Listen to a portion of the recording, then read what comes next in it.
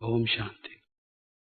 आज प्रातः मनोहर बहन जी ने कहा कि क्लास कराओ और उसमें जो अव्यक्त बाप दादा की वाणियों का सार है उस विषय पर विशेष रूप से कहो। तो 1969 से लेकर और अब तक 25वां वर्ष अब हम मना रहे हैं, चल रहा है अब। तो ऐसे तो बहुत सी अव्यक्त वाणियां हैं और हर एक वाणी में बहुत सी बातों पर प्यारे बाप दादा ने हमें समझाया है हमारे पुरुषार्थ को तीव्र करने के लिए। लेकिन उनका सार बताने के लिए कुछ थोड़ी सी बातें मैंने सोची जो आपके विचार में लाना चाहता हूँ। उनमें से सबसे बड़ी बात जो है हमारे पुरुषार्थ में, मेरे ख्याल में वो है हमारी वृत्ति। कहा भी गया है योग जो है वो चित्त की वृत्तियों का निरोध है। बाबा कहते हैं कि ये प्रवृत्ति मार्ग है, सन्यासियों का निवृत्ति मार्ग है। अब तक जो हमारी द्वापर से प्रवृत्ति चली आई है वो अशुद्ध थी। अब जो सतयुग में प्रवृत्ति होगी वो शुद्ध होगी, वो दैवी प्रवृत्ति होगी और हमारी प्रवृत्ति आसुरी प्रवृत्ति बन गई थी। तो सारा परिवर्तन वृत्ति का होना है। सतयुग तभी आएगा जब हमारी वृत्ति बदलेगी। द्वापर तभी आया जब हमारी वृत्ति रजोगुणी हो गई। तो इसका मतलब ये हुआ कि अब जो हमारा पुरुषार्थ है वो मुख्य रूप से वृत्ति परिवर्तन का है, जिसको हम कहते हैं सेल्फ ट्रांसफॉर्मेशन। हमने अपने जीवन में परिवर्तन लाना है। तो वो परिवर्तन हमें कैसे मालूम पड़ेगा कि हमें हुआ या नहीं हुआ, हो रहा है या नहीं हो रहा। हमें दूसरों के बारे में भी कैसे पता लगेगा और अपने बारे में भी कैसे पता लगेगा। जैसे डॉक्टर लोग थर्मामीटर लगाकर देखते हैं इसका टेम्परेचर कितना है, या किसी को देखना हो कि ये लिविंग है या डेड है, उसकी कुछ खास जगह पर ठोक करके या आंखों में लाइट करके या उसकी नब्ज को या उसके हार्ट को कुछ चिन्ह देखते हैं जो साइंस ऑफ लाइफ हैं मोटे तौर से पहले। ऐसे ही हमारा पुरुषार्थ जो परिवर्तन के लिए है, सतो प्रधान बनने के लिए है, मनुष्य देवता बनने के लिए है, वो वास्तव में वृत्ति परिवर्तन है। और योग जो है वो भी मन की वृत्ति को इस एक शिव भाव में लगाकर उसको प्यार से विभोर कर देना, इसी का नाम योग है। सारा पुरुषार्थ जो दिव्य गुण हम धारण करते हैं वो वृत्ति को दैवी बनाने के लिए हैं। जो ज्ञान हम सीखते हैं वो हमें यही बताता है कि हमारी वृत्ति पतित हो गई थी, प्रदूषित हो गई थी। अब हमने उसको ठीक करना है और उसका साधन है आत्मा के स्वरूप में स्थित होना। वो साधन है। तो लक्ष्य हमारा जो है वो वृत्ति का परिवर्तन है। तो आप देखेंगे कि बाबा की बहुत सारी जो वाणियां हैं उसमें वृत्ति के परिवर्तन के लिए बाबा ने हमें कई शिक्षाएं दी हैं। उस वृत्ति के परिवर्तन में क्या आना चाहिए, किन किन बातों को हमें लाना है वृत्ति में शुद्ध बनाने के लिए, दैवी बनाने के लिए, पवित्र बनाने के लिए, वो विशेष रूप से 6 बातें हैं जो हमें अपनी वृत्ति में लानी है। हम अपने को चेक जो करते हैं, चार्ट जो बनाते हैं, बहुत दफा बात निकलती है कि चार्ट रखो, अपनी अवस्था का चेक करो। क्या चेक करो? पहले तो अपनी वृत्ति को चेक करो। दूसरी बातें कोई देखेगा कोई नहीं भी देखेगा, वृत्ति को हम स्वयं देखते हैं। ये इंट्रोस्पेक्शन से हम अंतर्मुखी होकर अपने को चेक कर सकते हैं। दूसरे को कई दफा ये मालूम पड़ता है, कोई दफा सरल स्वभाव का कोई व्यक्ति हो नहीं भी उसको मालूम पड़ेगा। तो पहली चीज तो बाबा ने ये कहा है कि वृत्ति में रूहानियत होनी चाहिए। रूहानियत और रूहाब ये हमारी वृत्ति में होना चाहिए। मैं विस्तार में नहीं जा रहा, संक्षेप में बता रहा हूं क्योंकि इस पर बाबा ने विस्तार से तो बताया ही है, आपको मालूम है। लेकिन एक प्रकार से जैसे रिवाइज करने के हिसाब से मैं बता रहा हूं। रूहानियत और रूहाब ये एक तो ये चाहिए। दूसरा रहम दिल, हमारी वृत्ति रहम दिल हो। शिव बाबा रहम दिल हैं। सारी दुनिया कहती है गॉड इज मर्सीफुल, परमात्मा दयालु है, कृपालु है, रहम दिल है और कहते हैं हे प्रभु हम पर रहम करो। सभी धर्म यही कहते हैं, ओ गॉड मर्सी अपॉन मी, हे प्रभु हम पर दया करो। सारा कुरान देख लीजिए, कुरान की हर जो चैप्टर शुरू होता है अल रहमान और रहीम शुरू होता है, अल रहमान और रहीम। वो जो रहमान है, वो जो परमात्मा है, वो रहीम है, रहम करता है। तो ये कोई मनुष्य सब पर रहम करता हो ऐसा नहीं, किसी किसी से गुस्सा, नफरत, द्वेष करता है। परमात्मा सब पर रहम करता है। हम सब अपराधी हैं, जन्म जन्मांतर के बहुत पाप किए हैं, अवज्ञाएं की हैं, नियम तोड़े हैं, मर्यादाएं तोड़ी हैं। जो इस सृष्टि में चलने के लिए था हमने सारी सृष्टि खराब कर दी है, बर्बाद कर दिया है, अपना जीवन भी बिगाड़ दिया है। भगवान के दिए हुए वरदान सब हमने बिगाड़ दिए हैं, तो भी वो रहम करने के लिए फिर आया है कि बच्चे चलो तुम्हें ले चलो, तुम बहुत दुखी हो चुके, चलो अब मैं तुम्हें ले चलूं। कोई मनुष्य होता है, अगर उसका बेटा खराब हो तो कहता है गेट आउट, अब इसके बाद मुझे शक्ल मत दिखाना, मैं तुम्हें देखना ही नहीं चाहता, तुम आज से लेके मेरे लिए मर चुके, I am not for you, you are not for me, get out from here. वो ऐसा कह देता है, यहाँ से पार खाती दे देता है। लेकिन वो बाप कहता है प्यारे बच्चे, मीठे बच्चे, मैं तुम्हें ले चलूंगा, तुम नहीं भी चलना चाहोगे तो भी ले चलूंगा, जबरदस्ती भी। रहम भी जबरदस्ती करता है वो। तो रूहानियत और रुहाब हो, दूसरा रहम दिल, तीसरा स्नेह वृत्ति में, हर एक के प्रति स्नेह, जिसको बाबा कहते हैं मीठा बोलो, शुभ बोलो। मीठा कैसे बोलेंगे जब तक स्नेह नहीं होगा? गुस्से वाला आदमी, नफरत वाला आदमी कोई मीठा बोल सकेगा? मीठा वो बोलेगा स्वाभाविक रूप से जिसके मन में स्नेह होगा। माँ बच्चे को कहती है राजा इधर आजा, राजा मीठा उसको प्यार क्यों करती है, खाना खा ले, ये कर ले, क्यों प्यार से, प्यार है तब ये सब ऐसा कहती है। तो स्नेह हो, हमारी वृत्ति में स्नेह हो, कभी भी उसमें नफरत या द्वेष या क्रोध की भावना, बदले की भावना ना हो।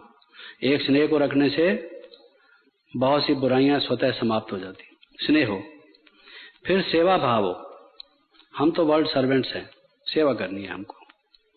तो ये बाबा की हमने वृत्ति देखी जिसमें ये होगा कि मैं तो सेवक हूँ। जन्म जन्मांतर भक्ति मार्ग में गाते रहे प्रभु जी हम सेवक तेरे, और अब जब सेवा करने का बाबा ने हमें तरीका बताया है, फील्ड दिया है, क्या सेवा करो वो लक्ष्य, वो सारी बात समझाई है, और अब हम समझते हैं कि नहीं हम भी कुछ हैं, तो फिर वो सेवा भाव अगर हमने नहीं किया तो फिर कब करेंगे? तो हमारी वृत्ति में सेवा भाव हो, कल्याणकारी वृत्ति हो, हमने हर एक का कल्याण करना है। तो शिव बाबा को शिवी क्यों कहते हैं? क्योंकि उसकी वृत्ति सदा कल्याणकारी है, सदा शिव है। सदा शिव है मैंने कभी किसी के अकल्याण की सोचता ही नहीं। हम लोग अपना फायदा करने के लिए दूसरे को कोई नुकसान होता हो तो चला देते हैं, अपना काम होना चाहिए। दूसरे का चाहे भला हो या उसका थोड़ा नुकसान भी हो, कोई हर्ज नहीं। तो जहाँ ये बात आ जाती है वहाँ कल्याणकारी वृत्ति नहीं होती। तो कल्याणकारी वृत्ति हो, और फिर निमित्त भाव हो कि मैं तो निमित्त हूँ, कराने वाला बाबा है, करण करावनहार स्वामी वो है। तो ये 6 भाव, 6 हमारी वृत्तियों में जो कंटेंट्स हैं, जैसे कोई बुक हो उसका टेबल ऑफ कंटेंट्स होता है, उसकी विषय सूची, उस किताब में क्या क्या चैप्टर हैं, किस किस विषय पर है। तो हमारी जो वृत्ति है ये उसकी लिस्ट है कि वृत्ति में हमारे क्या क्या भरा हुआ हो, समाया हुआ हो। दूसरा है विधेय अवस्था। बाबा की जो बहुत सारी वाणियां हैं, अव्यक्त अवस्था अथवा विधेय अवस्था, ये मैं इसलिए इसका विधेय शब्द कह रहा हूं क्योंकि ये जितने पॉइंट्स मैं आपको बता रहा हूं ये वी से शुरू होते हैं। वी जैसे पहले मैंने आपको बताया वृत्ति, वा से, ये जितनी मैं आपको 10, 15, 16, 18 बातें बताऊंगा ये वा से शुरू होती है। कई दफा उनको याद रखना इससे सहज हो जाता है। तो पहला वृत्ति था, दूसरा विधेय अवस्था। आज भी राजा जनक की बात निकल रही थी, मुरली में आई थी। तो विधेय अवस्था, देह में रहते हुए देह से न्यारे, तभी हम अव्यक्त स्थिति को प्राप्त कर सकेंगे, ये हमारा पुरुषार्थ हो। और विधेय अवस्था कैसे होगी, इस पर बाबा ने क्या प्रकाश डाला है? इसमें एक तो बाबा ने कहा है कि हमेशा उड़ती कला में रहो। ये समझो कि आप मेरी जो गिरती कला के दिन थे वो खत्म हो गए। अपने मन में ये निश्चय करके चलो, अब मेरे गिरावट के दिन समाप्त हुए, शिव बाबा जो कल्याणकारी है वो हमें मिल गया, और अब मेरी उड़ती कला है, चढ़ती कला है। पहले पहले ये मन में भाव हो, विश्वास हो, क्योंकि जो बिलीफ होता है, विश्वास जो होता है वो हमारे मन का गाइड होता है। जैसे पब्लिक को गाइड करने वाले नेता होते हैं, फॉलोअर्स को गाइड करने वाले उनको गुरु होते हैं, ऐसे मनुष्य को गाइड करने वाला, मनुष्य को आगे चलाने वाला मनुष्य का विश्वास होता है। As you believe so you do, जैसा आपका विश्वास हो वैसा ही आपका कर्म होता है। मनुष्य के कर्मों का नेता उसका विश्वास है, उसका निश्चय है। इसलिए बाबा कहते हैं निश्चय आत्मा विजयति, क्योंकि जो निश्चय करता है निश्चय उसको सफलता तक ले ही जाता है। ये पक्की बात समझ लीजिए। जिसने सोचा कि पता नहीं जीतूंगा या हारूंगा तो वो मुश्किल हो गया, 50%, 50-50। और जिसने ये सोचा कि हारूंगा, ज्यादा उम्मीद तो यही है कि हारूंगा शायद जीत जाऊं, तो वो शायद ही जीतेगा। और जिसने ये सोच लिया कि जीतूंगा ही, हारने का तो सवाल ही नहीं पैदा होता, वो जीतेगा। तो इसलिए निश्चय जो बाबा कहते हैं, तो ये विश्वास, ये हमें समझना चाहिए कि our belief, our faith is the leader of our thoughts, leader of our actions, हमारे कर्मों का नेता है। ये हमें जो मोड़ देगा, कोई लोग मानेंगे परमात्मा है, उनका विश्वास है, तो वो परमात्मा की तरफ जाएंगे। कई लोग सोचेंगे परमात्मा है ही नहीं, पैसा ही पैसा सब कुछ, पैसे की तरफ जाएंगे क्योंकि उनका विश्वास ये है। तो उनका नेता उनको उस तरफ ले जाएगा, उनका जो विश्वास रूपी नेता है वो उनको दूसरी तरफ ले जाएगा। तो ये हमारी उड़ती कला है। सबसे पहले जिसने ये समझ लिया अब मेरी उड़ती कला है, मेरे तो दिन अच्छे आ गए, खुश नसीब बन गया, मैं तकदीर जगा कर आई हूँ, अब मेरे वो दिन थे मायूसी के, उदासी के, डिप्रेशन के, वो खत्म हुए। क्योंकि डिप्रेस्ड आदमी कुछ नहीं कर सकता, वो मरने से पहले ही मर जाता है। डिप्रेस्ड आदमी देखने में जिंदा है, नब्ज उसकी चल रही है, सांस चल रहे हैं, दिल हरकत कर रहा है, लेकिन जो डिप्रेस्ड आदमी है he is as good as dead, वो किसी काम का नहीं। लोग उसको कहेंगे उठो काम करो, कहेगा मैं क्या करूंगा, मेरी तो तकदीर ही ठीक नहीं, जो करता हूं सब काम उल्टा ही होता है, वो ऐसे ही एक्सप्लेन करेगा, मरा पड़ा है। क्योंकि उसमें कोई उत्साह, उमंग, हिम्मत ही नहीं है। हिम्मत से आदमी सोया हुआ खड़ा हो जाता है, कहता है इस पहाड़ को मैं फाड़ के बारूद से इसमें से रेल को लेके जाऊंगा, मैंने इसमें से रास्ता निकालना है, देखना मैं भी करके दिखाऊंगा, मैं भी उस बाप का बेटा हूं। हिम्मत ऐसी चीज है, लेकिन वो हिम्मत ऐसी क्या है, आएगी कहां से कि मैं इसको कर सकता हूं, क्यों नहीं कर सकता। और अगर हम ये समझें कि हम नहीं कर सकते तो फिर तो बात खत्म हो गई। फिर हमको कौन करा सकता है? अगर हम स्वयं ही अपने आप को वो गिरा दें तो कौन उठा सकता है? तो उड़ती कला है। बाबा कहते हैं ये हमेशा याद रखो। दूसरा, फरिश्ता हूं। विधेय बनने के लिए हमेशा ये सोचो मैं फरिश्ता हूं। अगर ये सोचोगे मैं तो पता नहीं बनूंगा फरिश्ता या नहीं बनूंगा इत्यादि इत्यादि, तो नहीं बन सकते। चलते फिरते उठते शेर कैसी चाल चलता है, और जो बिल्ली है वो कैसे चाल चलती है, चूहा है वो कैसे चाल चलता है, हर एक पशु की चाल उसके निश्चय के मुताबिक है। चूहा ऐसा क्यों चलता है मेरे से पूछो तो उसका निश्चय ही ऐसा है, क्योंकि उसको पता है आदमी मुझे पकड़ने आएगा, मैंने बिल में घुस जाना है, तो फटाफट फटाफट फटाफट जाएगा, इधर उधर इधर उधर देखेगा कोई आ तो नहीं रहा पीछे से, और जहां देखेगा बिल है उसमें घुस जाएगा। उसकी चाल ढाल सारी ऐसी है, क्योंकि उसके मन में यह है मैं पकड़ा जाऊंगा, मुझे पकड़ने वाले लोग देख रहे हैं, मैंने छिप के जो काम करना है सो करना है। उसकी चाल उस तरह से है। और हाथी की चाल मस्त है, वो समझता है मैं तो बड़ा एक शक्तिशाली पशु हूं, मुझे कोई क्या कर सकता है। उसकी चाल आप देखिए, उस पर बैठे वाला कैसे चलता है, ऊंट पर कैसे चलता है, हर एक की चाल अलग है। किसी ने कहा है किसी व्यक्ति को पहचानना हो तो उसकी गुफ्तार, रफ्तार और दस्तार, 3 चीजों से आदमी पहचाना जाता है। वो पगड़ी कैसे बांधता है, पगड़ी बांधना हर एक का अलग अलग है। आपने देखा होगा कोई तो उसको पानी से नमी लगा के, कुल्ला लगा के, और बड़ा अच्छा उसका तुरा बांध के, और पीछे से भी वो बड़ा सिस्टमेटिकली तह पर तह ऐसे जमा के, जैसे पुलिस वाले पहले पंजाब के बांधते थे, अब तो चेंज हो गया, तो उसके बांधने का अलग होगा। मारवाड़ी की जो पगड़ी होगी वो अलग टाइप की होगी, जो सौराष्ट्र का कोई पगड़ी बांधने वाला होगा वो अलग टाइप होगा, साउथ इंडियन वाला पगड़ी बांधने वाला होगा वो अलग होगा। तो उनकी अपनी साइकोलॉजी है, सोशल साइकोलॉजी। जो जैसी पगड़ी बांधता है वो किस तरह से बांधता है, वो बात भी वैसे ही करता है। आप देखेंगे जैसी उसकी पगड़ी होगी बात भी वैसे ही करेगा।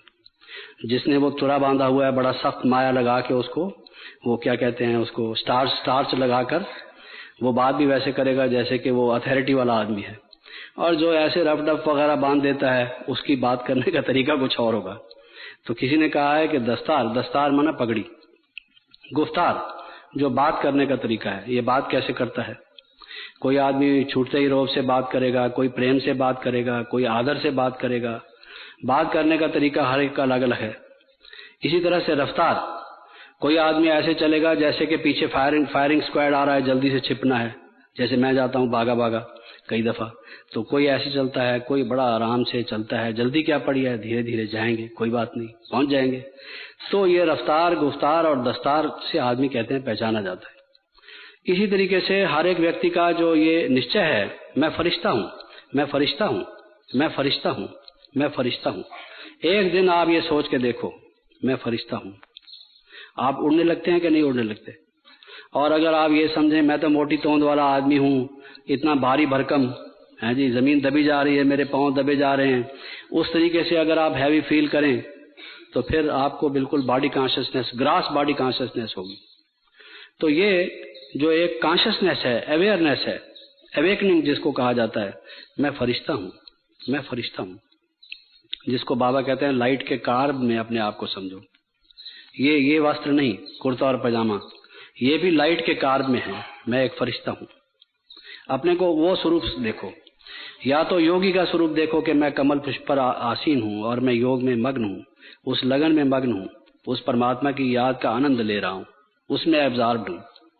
तो जो आपका विजन होगा अपने बारे में, जैसा आप देखोगे वही आपका दर्शन है। जो जीवन दर्शन है, फिलॉसफी को दर्शन भी कहते हैं। आप अपने आप को देखते कैसे हैं, यही दर्शन है, जीवन दर्शन है। अपने आप को किस रूप में देखते हैं, योगी के रूप में देखते हैं, फरिश्ते के रूप में देखते हैं, एक राजनीतिक नेता के रूप में देखते हैं, एक डॉक्टर के रूप में देखते हैं, एक वकील के रूप में देखते हैं। आप अपने को किस रूप में देखते हैं। तो बाबा कहते हैं ये देखो मैं एक फरिश्ता हूँ, जिससे आपको सारी बातें याद हैं कि फरिश्ता उड़ने वाला है, लाइट का है, रिश्ते नहीं है, इत्यादि इत्यादि। तो दूसरा, मैं लाइट हूँ, मैं माइट हूँ, मैं लाइट हूँ, मैं माइट हूँ, मैं लाइट हूँ, मैं माइट हूँ। अपने आप को ये रिमाइंड करो, मैं लाइट हूँ, मैं माइट हूँ। जो पहले पहले बाबा ने विजन देखा कि कोई तारे तारे से थे, आते थे, कोई देवता, कोई देवी, कोई शहजादा, कोई शहजादी बन जाते थे, कोई राजकुमार, कोई राजकुमारी बन जाते थे। और बाबा क्या कहते हैं, उसने कहा मैं, वो क्या था, वो एक लाइट थी, एक माइट थी। तो वो जो बाबा को याद रहा, एक लाइट थी, एक माइट थी। तो वही जो पहला पहला लेसन है, मैं एक लाइट हूँ, मैं एक माइट हूँ, ये इससे हमारी विधेय अवस्था और लाइट और माइट की अवस्था होगी। तो बहुत सी जो अव्यक्त वाणियां हैं वो हमें ये प्रेरणा देती हैं कि विधेय अवस्था में रहो, और उसके लिए मैं लाइट हूँ, मैं माइट हूँ, मैं फरिश्ता हूँ, और मेरी उड़ती कला है, उसमें अपने को देखो। तीसरा है विकर्म विनाशक अवस्था। वी से, मैंने कहा था मैं जितना आज आपको बता रहा हूँ वो वी से शुरू होने वाला बता रहा हूँ। विकर्म विनाशक अवस्था, उसके लिए बाबा ने क्या कहा है, एक तो तपस्या करो, विकर्म विनाशक अवस्था को प्राप्त करो। जन्म जन्मांतर के 63 जन्मों के विकर्मों का बोझ है आत्मा पर चढ़ा हुआ। बच्चे, इसके लिए ओना होना चाहिए, फुरना होना चाहिए। तपस्या करो, तपस्या करो, तपस्वी कुमार बनो। तो ये तपस्या के लिए विशेष मुरलियां हैं बाबा की, बहुत सारी। तपस्या वर्ष भी इसीलिए मनाया। और दूसरा, इसके लिए बाबा ने कहा साधन नहीं, साधना। ज्यादा साधन इकट्ठे करने की कोशिश मत करो, साधना करो, साधना के ऊपर ध्यान दो। सिद्धि जो होगी वो साधनों से नहीं होगी, साधना से हो। तो ज्यादा अटेंशन साधना पर दो। तीसरा, इस अवस्था के लिए बाबा ने कहा लगाव नहीं हो, झुकाव नहीं हो। ये देखो, अपने को चेक करो। आपके साथ रहते हैं बहुत से व्यक्ति, काफी टाइम से रहते रहते इकट्ठे, आपके मन में कोई और दूषित विचार नहीं है, लेकिन फिर भी लगाव हो गया, झुकाव हो गया। आप कहेंगे हमारे कोई बुरे तो मन में संकल्प है नहीं, लेकिन लगाव और झुकाव योगी के लिए, फरिश्ता बनने के लिए, विकर्म विनाशक अवस्था के लिए ये जंजीरें हैं, ये उड़ने नहीं देगी, ये बाधा है। तो किसी से लगाव ना हो, झुकाव ना हो, तब विकर्म विनाशक अवस्था बनेगी। दूसरा, मैं पावर हाउस हूं, 10,000 वोल्ट का पावर हाउस एकदम। उसके ऊपर हड्डियां बनी हुई होती हैं और 2 लिखा हुआ होता है डेंजर। इस पर हाथ कोई लगाता है, वो दूर से ही कहता है कि कहीं मैंने इसको हाथ लगाया और उड़ जाऊंगा। पावर, तो वो लिखे, उससे ही लगता है कि भाई ये तो बहुत वोल्टेज है, बहुत इसका पावर है। तो मैं पावर हाउस हूं, इसमें रहो कि मैंने लोगों को लाइट माइट देनी है। सिर्फ मैं लाइट हाउस और माइट हाउस हूं नहीं, बल्कि पावर हाउस हूं, दूसरों को भी देनी है। ये जो मेरे नेत्रों में देखें, जो मेरी वाणी सुने, जो मेरे साथ अपना स्विच लगाएं, तार लगा दें, प्लग कर दें, उनको वो करंट मिलना शुरू हो जाए। कान लगाएं मेरी वाणी के साथ, दृष्टि लगाएं मेरी दृष्टि के साथ, मिलके बैठे मेरे नजदीक बैठे, उनको वो करंट मिलना शुरू हो जाए पावर हाउस से। तो ये समझो कि मैं पावर हाउस हूं, मेरा वो काम होते रहना चाहिए। और एक बाप दूसरा न कोई, एक बाप दूसरा न कोई। सत्यता की शक्ति, बाबा ने कहा ये सत्यता की शक्ति, जो सत्य स्वरूप शिव बाबा हैं, उस एक बाप के साथ, सच्चे के साथ सच्चा, ये सत्यता की शक्ति। तो एक बाप दूसरा न कोई, इससे हमारी विकर्म विनाशक अवस्था होगी। जब तक हमारी लाइफ इस पर नहीं टिकी है, तब तक वो विकर्म विनाशक अवस्था नहीं होगी। हल्के सल्के योग जरूर होगा, लेकिन वो पावरफुल स्टेज जिससे विकर्म दग्ध हो, वो नहीं होगी। और बाबा कहते हैं अव्यभिचारी याद, अव्यभिचारी याद, देहधारियों की नहीं, एक की, उस एक बाप की याद। तो ये जब हमारे कंडीशंस फुलफिल होंगे, बाबा की बताई हुई ये बातें जब हम अपने जीवन में लाएंगे, तब हमारी विकर्म विनाशक अवस्था होगी। और बाबा कहते हैं पतिव्रता, एक मुरली इस बात पर थी, पतिव्रता, मैं पतिव्रता नारी हूं। तो और पतिव्रता नारी के क्या लक्षण होते हैं? एक, सिवाय भारत की जो पतिव्रता नारी है, सिवाय पति के दूसरे किसी को याद नहीं करती। जिस ब्राह्मण ने शादी कराई उसकी भी नहीं, जिससे शादी कराई, जिससे सगाई कराई उसकी, उसके बिना दूसरा अगर उसके मन में कोई संकल्प में भी आता है तो उसका पतिव्रत जो है वो नष्ट हो गया। कोई छू गया, स्पर्श कर गया, जैसे बाबा कहते हैं ना भाई, एक बाबा की वाणी में था कि एक कुमारी पानी भर रही थी एक कुएं पर गांव में, और काफी बड़ा मटका था जो उठाना था उसको सिर पर। तो एक व्यक्ति आया और कहता है कि मैं उठवा दूं, ये मदद कर दूं, आपको उठवा दूं। तो उसने कहा भले उठवा दो, लेकिन अंग अंग से स्पर्श न करे। इस बात का ख्याल रखना कि अंग अंग से स्पर्श न करे।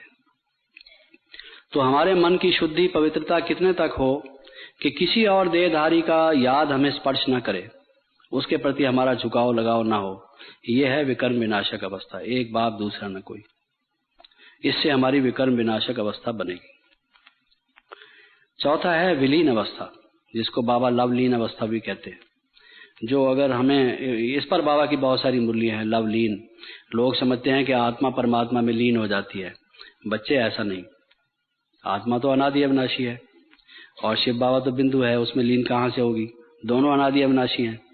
लव में लीन होती है, उन्होंने समझ लिया कि आत्मा ही लीन हो जाती है। ऐसे बाबा ने कई मुरलियों में स्पष्ट किया। तो वो लवलीन जब बनोगे तब वो स्टेज आपकी आएगी। तो उसके लिए बाबा ने कहा है लवलीन बनो, बच्चे लवलीन बनो, जिसको मैंने कहा है विलीन भाव हो, विलीन भाव। मग्न, मग्न अवस्था भी बाबा इसको कहते हैं, लगन में मगन। तो ये मग्न अवस्था या विलीन भाव कैसे आएगी? इसके लिए बाबा ने क्या कहा है? एक तो बाबा कहते हैं बेफिक्र बादशाह बनो। विलीन तब होगे जब बेफिक्र बादशाह बनोगे, कोई चिंता नहीं, कोई फिक्र नहीं। बाबा है, सर्वशक्तिमान है, उसकी छत्र छाया में हम हैं, हम उसके बच्चे हैं, फिर हमें क्या फिक्र है? वो करने वाला करेगा, उसने रेस्पॉन्सिबिलिटी ले ली है। तो ये बेफिक्र जब होगा, मन में सबसे वरीज जो हैं, वो कहते हैं it is not the work but the worry that kills a man. मनुष्य को जो मारता है वो उसके वर्क नहीं मारता, काम नहीं मारता, जो उसकी वरी है, चिंता उसको मार डालती है। तो ये चिंता घुन की तरह से खा जाती है, चिता की तरह से, और मनुष्य का मन उधर जाता है जिधर उसकी या तो चिंता हो या चिंतन हो। दो चीजें हैं, चिंता या चिंतन। योग जो लगेगा वो चिंतन से लगेगा, और अगर चिंता होगी तो चिंता भी एक प्रकार का चिंतन ही है, तो फिर वो चिंतन नहीं होगा।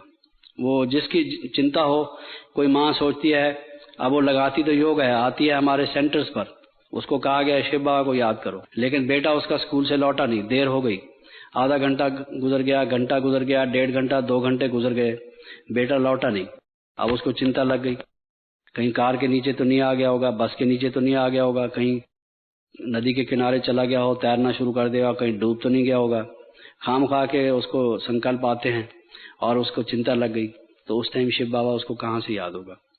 उसके सामने जो मन में चित्र होगा वो बेटे का होगा, कभी नदी में डूबता हुआ देखेगी, कभी बस के नीचे आता हुआ देखेगी, कभी सड़क क्रॉस कर रहा है वो उसको देखेगी कि वो बस आ गई है एक तरफ से और एक तरफ से सड़क पर वो आ रहा है, क्या क्या देखेगी, मस्ती मार रहा है। तो वो परम धाम भी याद नहीं आएगा, मैं ज्योति बिंदु हूँ वो भी सामने नहीं आएगा, शिव बाबा भी सामने नहीं आएगा, ये याद आएगा। तो ये है चिंता। और चिंतन क्या है, जिसको हम योग कहते हैं, प्रभु चिंतन, आत्मचिंतन, वो है मैं ज्योति बिंदु आत्मा हूँ, वो आएगी सामने, बाकी सब हटकर। तो चिंता को हटाएंगे तभी चिंतन होगा। इसलिए ये बेफिक्र बादशाह बनो, या जिसको बाबा कहते हैं बेगमपुर के बादशाह बनो, बेगमपुर के बादशाह। और मोहब्बत वाले को मेहनत नहीं करनी पड़ती, बाबा कहते हैं जब आप ज्यादा जफाकशी करने की जरूरत नहीं, काम करो, मेहनत करो, दिल लगाकर करो, कोई भी काम है उसको अच्छाई से करो, लेकिन कुछ जो आपकी शक्ति में है उसको करो, बाकी उसके ऊपर छोड़ दो, उससे प्रेम करो, उससे वो उसकी याद को भूलकर आप जितनी भी मेहनत करोगे, खून पसीना एक करोगे, उसमें से निकलेगा क्या, बहुत कम फल उसका निकलेगा। फल पूरा तभी निकलेगा, फलीभूत तभी होगा जब शिव बाबा की याद में रहोगे। इसलिए उससे बरकत मिलेगी, उससे उसकी मदद मिलेगी। शिव बाबा की शक्ति थोड़ी भी अगर आपको मिल गई तो आपकी कई गुना हो जाएगी, और अपनी ही शक्ति से करते रहोगे, उसको कितनी बढ़ा लोगे, जितनी आपकी क्षमता है उससे कितने गुना उसको कर लोगे। एक की डेवड़ी कर लोगे, डेवड़ी की डबल कर लोगे, और क्या करोगे। उस सर्वशक्तिमान की शक्ति अगर आपके साथ जुट गई तो वो तो 1000 टाइम्स, मिलियन टाइम्स हो जाएगी। आप ये देख लो, दोनों में से जो समझदार आदमी हो, दोनों में से जो चुनना हो चुन लो, क्या चाहिए। उस सर्वशक्तिमान बाप की अगर मदद चाहिए तो उससे प्रेम करो, उसको याद करो, तो फिर आपको उसकी मदद मिलेगी, फिर कल्याण हुआ पड़ा है, काम हुआ पड़ा है। तो इसलिए ये जो है विलीन भाव तभी होगा जब इन चीजों का बेफिक्र बादशाह बनोगे, बेगमपुर के बादशाह बनोगे, और मोहब्बत जो शिव बाबा से है वो रहेगी, तब वो स्थिति होगी। और फिफ्थ है विरक्त भाव, बेहद का वैराग्य, जिसको बाबा कहते हैं विरक्त भाव, बेहद का वैराग्य। बाबा कहते हैं सन्यासी जो हैं उनका हद का वैराग्य होता है, लेकिन हमें जो यहाँ सिखाया जाता है वो बेहद का वैराग्य सिखाया जाता है। और वैराग्य करना ये कोई प्रैक्टिस करने वाली चीज नहीं है कि वैराग्य का हम कोई अभ्यास करें जैसे हम योग का अभ्यास करते हैं। ये वैराग्य तो हमारे मन का एक टेंडेंसी, जिसको कहना चाहिए, एक उसकी जो वृत्ति है, एक उसका जो स्वभाव है, उसका जो झुकाव है, ये होना चाहिए। जब तक वैराग्य ना हो तब तक योग नहीं लग सकता। योगी हम बन ही नहीं सकते जब तक वैराग्य ना हो, जब तक दुनिया से मन खट्टा ना हो, देहधारियों से मन खट्टा ना हो, हटे नहीं। इधर हटेगा नहीं तो उधर लगेगा कैसे, इधर से खिंचाव होता रहेगा। फरिश्ते हम बनेंगे कैसे, जब ये आकर्षण हमें बने रहेंगे, इनसे हमारा मन टूटेगा नहीं तो फिर कैसे होगा। वो पतंग उड़ेगी कैसे जब खूंटे से अगर बंधी रहेगी, तो नाव आगे बढ़ेगी कैसे जब वो नदी के किनारे तक बंधी रहेगी, वो मंजिल पर जाएगी कैसे। इसलिए बेहद का वैराग्य हो, और उसके लिए बाबा ने जो बताई हैं युक्तियां, एक तो मुझे कुछ नहीं चाहिए, कुछ नहीं चाहिए। बहुत दफा, कई दफा आदमी को आपने कहते हुए सुना होगा मुझे कुछ नहीं चाहिए। जब कुछ शब्द पर ऐसे जोर डालता है आदमी, मैं कह रहा हूं ना मुझे क्यों, वो आप कहते हो मुझे कुछ नहीं चाहिए, तो हमारे मन से ठोक बजाकर ये लिख दे कुछ नहीं चाहिए। जब बाप मिल गया तो मुझे सब कुछ मिल गया, मुझे कुछ नहीं चाहिए। ये इतनी बेहद की वैराग की वृत्ति जब तक नहीं होगी, उसमें नाम मान शान चाहिए, या कुछ वैभव चाहिए, या कोई पोजीशन चाहिए, कई किस्म की चीजें मनुष्य को चाहिए। इच्छाओं का तो अंत नहीं है। वो कहते हैं man has as many desires as there are grains of sands on the beaches of the world. दुनिया में जितने भी वो बीचेस हैं, सागर के किनारे पर जो रेत होती है, उसके जितने कण हैं, मनुष्य की उतनी इच्छाएं, जन्म जन्मांतर इतनी इच्छाएं हमने मिनट मिनट की होंगी, अभी भी खत्म नहीं होती। हर मिनट की इच्छा का आप लगाओ तो कितना हो गया, बीचेस ऑफ द वर्ल्ड बन जाएगा कि नहीं। Little grains of sand make the mighty deserts, little drops of water make the mighty oceans, little little desires make all this quagmire. ये दलदल बनाती है सब, जिसमें आदमी डूब जाता है। तो ये जब तक इच्छा मात्रम अविद्या, मुझे कुछ नहीं चाहिए, बिल्कुल पक्के मन से, ऐसा नहीं है आज तो कुछ नहीं चाहिए, कल फिर हमें कुछ चाहिए, क्योंकि हमारा बर्थडे है, बर्थडे केक काटा जाना चाहिए, तालियां बजनी चाहिए, हमारी जुबली होनी चाहिए, इत्यादि इत्यादि।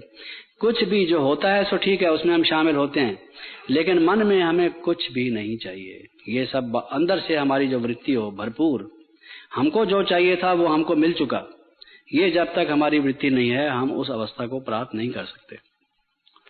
दूसरा, बाबा कहते हैं मेरे तेरे की बात नहीं, ये मेरा तेरा छोड़ो। जब मैं ही उसका हो गया तो सब कुछ उसका हो गया, फिर मेरा फिर कहां से आया? तो मेरा शब्द अगर कहीं लगाते हो तो मेरा बाबा, वहां मेरा शब्द लगना चाहिए, बाकी तो सब तेरा। तो जिसको बाबा कहते हैं सर्वांश त्यागी, कोई अंश भी ना रहा हुआ हो, क्योंकि अंश से वंश की उत्पत्ति होती है। अगर इच्छाओं का कोई एक आयटा, एक आइटम भी रहा हुआ होगा तो वो पनप जाएगी।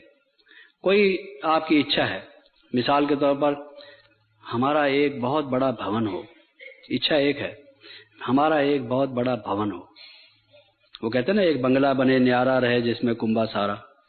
तो एक बहुत बड़ा, एक बहुत अच्छा मेरा भवन हो। भवन तो अच्छा चाहिए। अब आप देखने में तो यही है कि एक ही इच्छा है भवन बनने की, लेकिन भवन बनने के लिए पैसा चाहिए, उसके लिए आपको पैसा भी तो चाहिए। फिर भवन बनने के लिए भवन को कोई झाड़ू लगाएगा, कोई पोछा लगाएगा, कोई और सब साधन, उसमें आप सोचते चले जाओ क्या क्या नहीं चाहिए, उसकी मेंटेनेंस वगैरह वगैरह। एक आदमी ने कहा दूध चाहिए, उसको लोगों ने कहा, कहता खालिस दूध चाहिए, तो उसको सुझाव दिया गया कि तुम गाय रख लो। बाप कहावत बताते हैं आमतौर से, गाय रख ली। फिर गाय को रोज चारा कौन खिलाएगा, गोबर कौन संभालेगा, उसको पानी वानी कौन देगा, घुमा के कौन लाएगा? तो फिर भाई एक कोई माता रख लो, माता रख ली है जी, वो बताते हैं ना। फिर आखिर उससे शादी कर ली, उसने बेटे पैदा हो गए, गाय को दूध पीने चला था। इच्छा उसकी यही थी। और सारा निवृत्ति मार्ग का साधु गीतावाचक गीता की कथा सुनाता था। गीता की कथा सुनाते सुनाते दूध की इच्छा हुई कि दूध तो खालिस मिलना चाहिए। दूध से गाय ली, गाय से अस्तबल बनाया जहाँ गाय को बांधा जाए, उसका बाड़ा बनाया, फिर उसको चारा खिलाने वाला वगैरह वगैरह करते करते जो गृहस्थी की प्रवृत्ति होती है उससे भी ज्यादा उसने प्रवृत्ति रच ली। क्योंकि गाय की बछड़ी हुई, बछड़ी की फिर बछड़ी हुई, फिर बछड़ी की फिर बछड़ी हुई, तो वो गाय क्या बना, वो तो सारा वो बन गया। दूध में चाहे आप नहाते रहो, लेकिन वो गीता तो वहीं की वहीं रही। काम करो लोभ नरक के द्वार हैं, वो तो वहीं रह गए।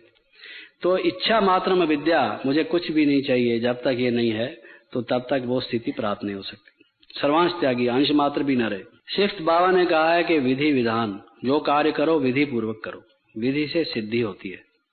अगर विधि से नहीं करोगे, युक्ति से मुक्ति होती है, विधि से सिद्धि होती है। बाबा के कई फार्मूलास हैं, युक्ति से मुक्ति होती है। ये पहले भी हम सुनते थे, लेकिन वो युक्ति कौन सी है जिससे मुक्ति होती है ये किसी ने नहीं बताया।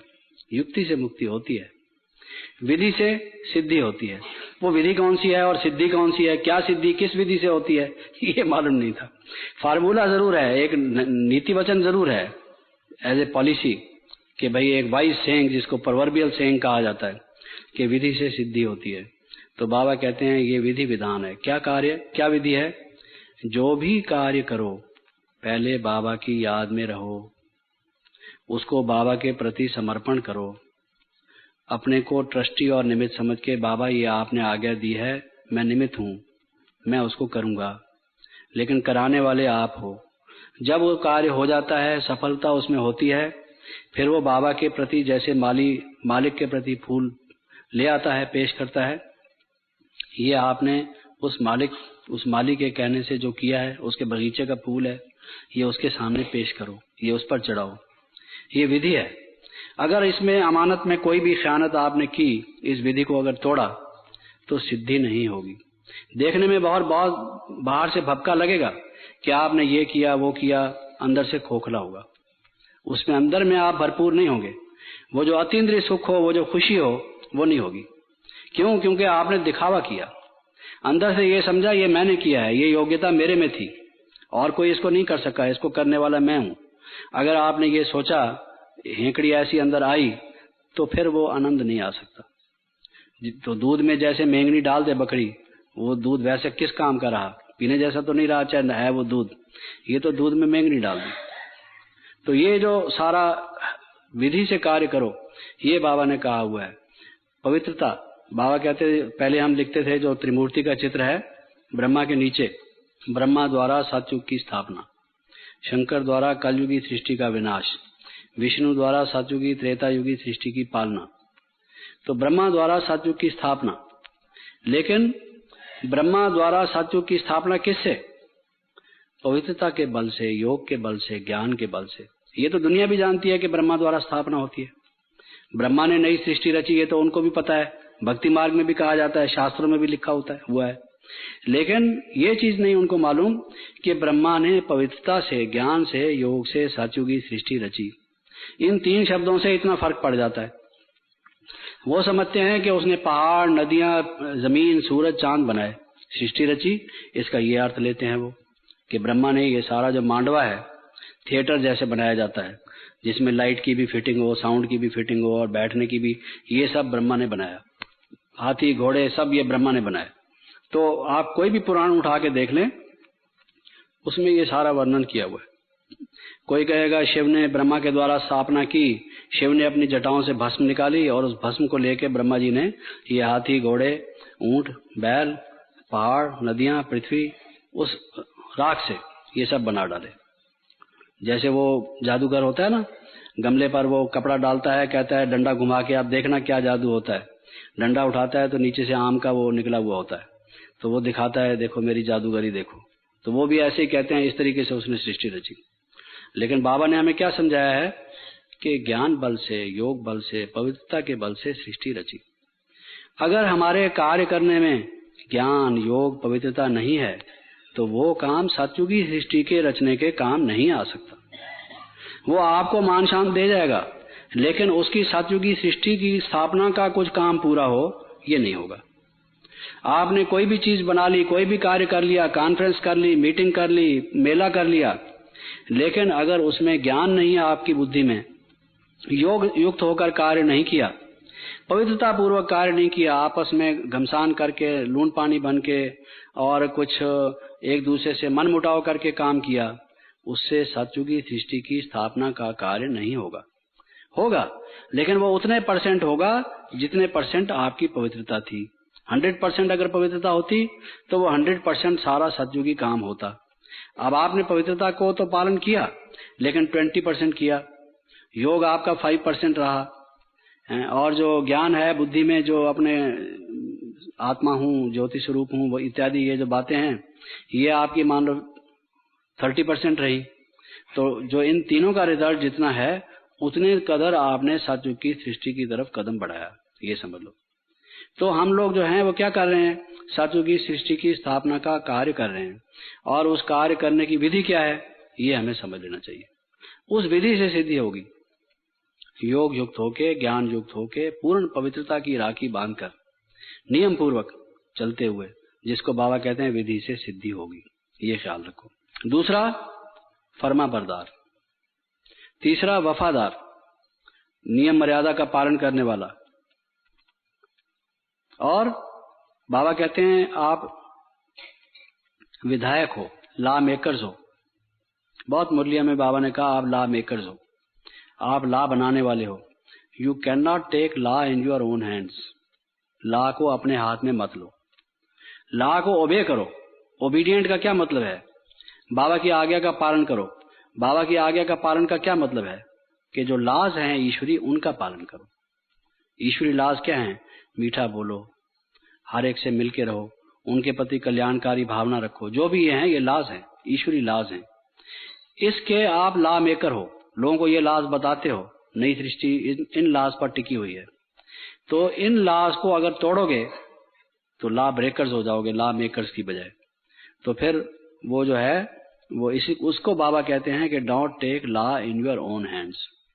कोई ये नहीं कह सकता कि भाई मैंने इसको डंडा मारा, पुलिस को कहता है हाँ डंडा मारा तो सही मैंने, लेकिन इसलिए मारा कि इसने मुझे थप्पड़ मारा, इसलिए मैंने इसको डंडा मारा। तो इसका मतलब ये है वो भी अपराधी है, आप भी अपराधी हैं। इसका मतलब ये नहीं है कि आप तो अपराधी नहीं है, वो अपराधी है क्योंकि पहले उसने थप्पड़ मारा। उसने थप्पड़ मारा इसलिए वो अपराधी है। आपने डंडा मारा, आप ज्यादा अपराधी हैं क्योंकि आपने डंडा मारा। तो लॉ को अपने हाथ में नहीं ले सकते। अगर आप पहले पुलिस में रिपोर्ट करते कि ये मुझे मारता है, मेरी जान को इससे खतरा है, तब लॉ उसके खिलाफ काम करता। अब तो आप दोनों के खिलाफ काम करेगा क्योंकि आप भी क्रिमिनल हैं, वो भी क्रिमिनल है। तो लॉ को अपने हाथ में नहीं लेना, ये बाबा कहते हैं। इसको हम कहते हैं कि विधि पूर्वक काम करो। विधि के ये सब मतलब है। 7वां है विनम्रता। जो भी कार्य करो विनम्रता से। नम्रता से। निरहंकारी, जिसको ये कहा गया निर्विकारी, निरहंकारी, निराकारी, नम्रता पूर्वक, ये हमारा अमोघ शस्त्र है। हमारी विजय का सबसे बड़ा शस्त्र ये है, झुक कर चलना। लोग समझते हैं रोब डालना और अपना भपके से वो करना, और हमारा जो दैवी शक्ति है, ईश्वरी शक्ति है, आध्यात्मिक शक्ति है, उसका जो अमोघ शस्त्र है, जो अनकंकरेबल, इनविंसिबल, जिसको कोई जीत नहीं सकता, जिसके आगे बड़े से बड़ा विरोधी भी झुक जाए, वो जो हमारा शस्त्र है वो है नम्रता। नम्रता कोई कम पावरफुल नहीं है। जो एटम बम है, हाइड्रोजन बम है, उनके पास वो समझते हैं न्यूक्लियर वेपन्स जो हैं, आणविक शक्ति, ये बहुत बड़े शस्त्र हैं। वो बड़े जो देश हैं वो समझते हैं हमारे पास। हमारा सबसे बड़ा शस्त्र क्या है? नम्रता।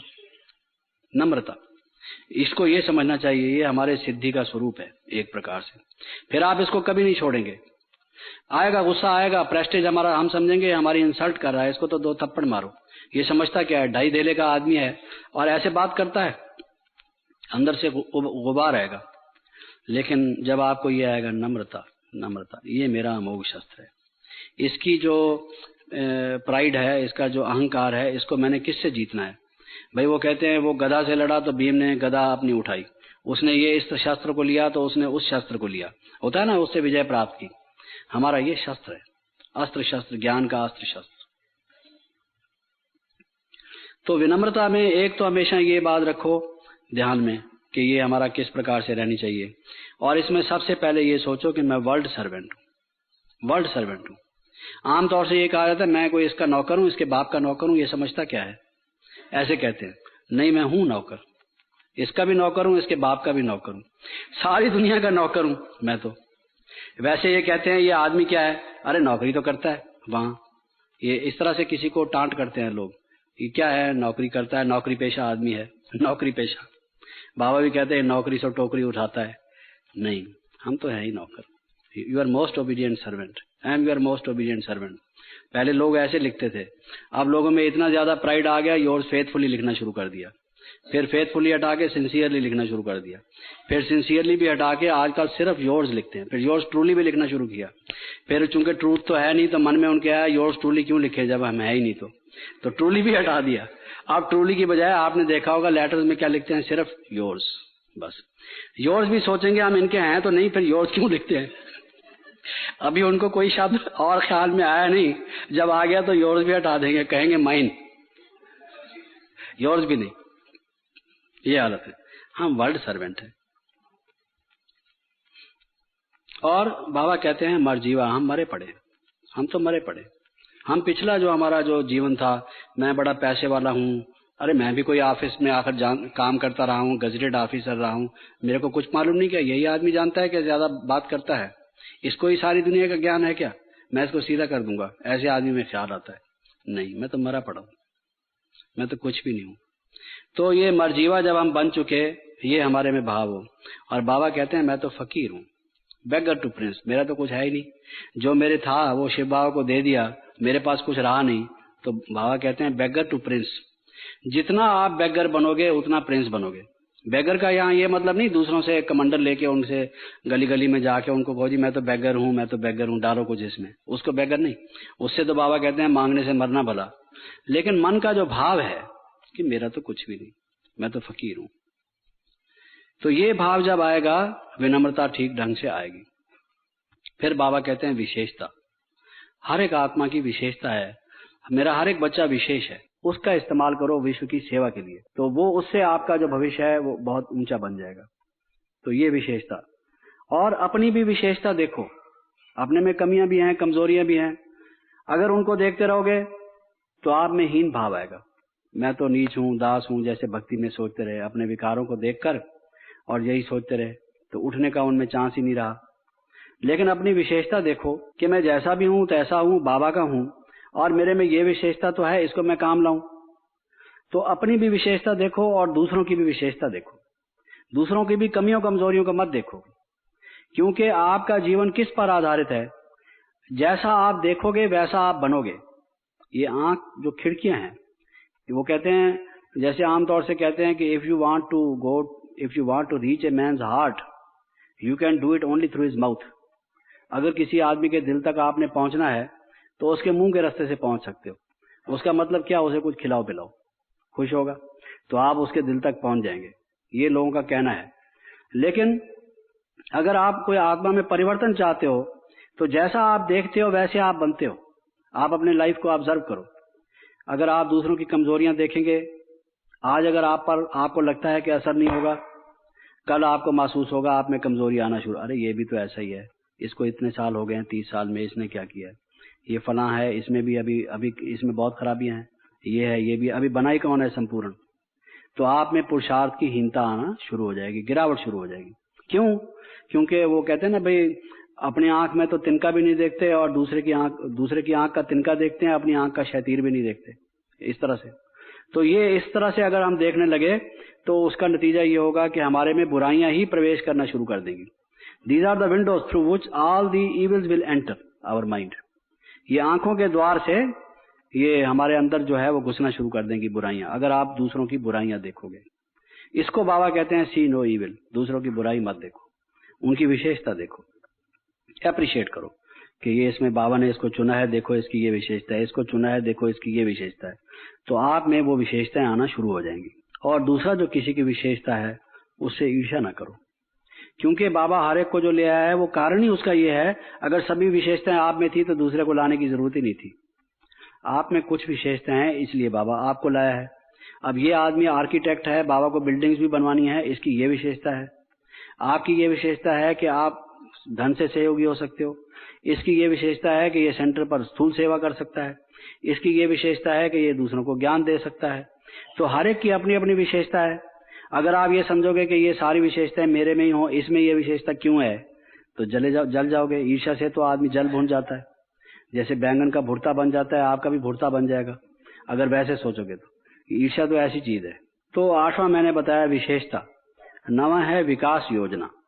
बाबा कहते हैं प्लान करो, विकास, अपना जो विकास है, डेवलपमेंट है, उसकी योजना बनाओ।